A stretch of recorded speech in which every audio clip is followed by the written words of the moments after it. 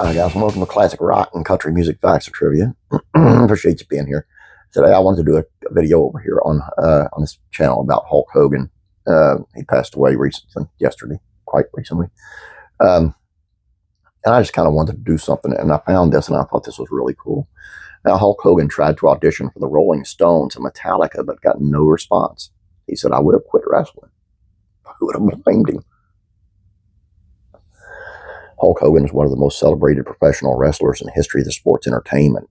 Generations of Hulkamaniacs behind him. He took home 12 World Heavyweight Championship belts between two promotions, WCW and WWE.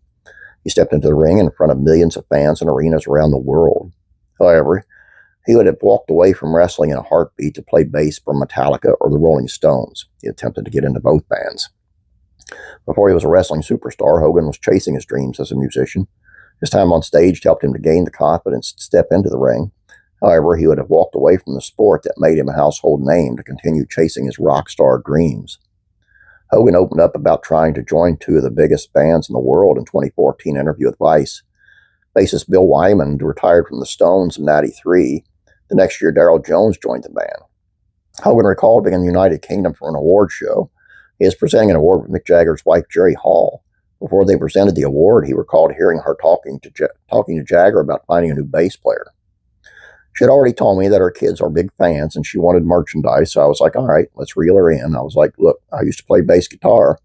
I know all the Rolling Stones songs. Tell Mick if you tell Mick if you guys need a bass player for the Stones, I swear to God, I'd show up.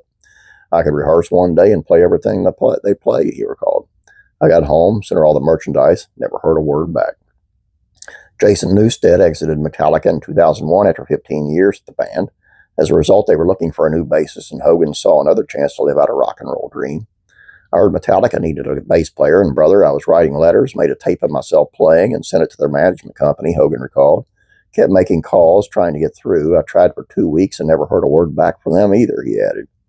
Later years of his career would have looked much different if he had gotten one of those gigs.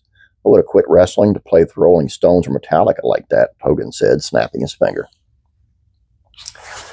Who would blame him?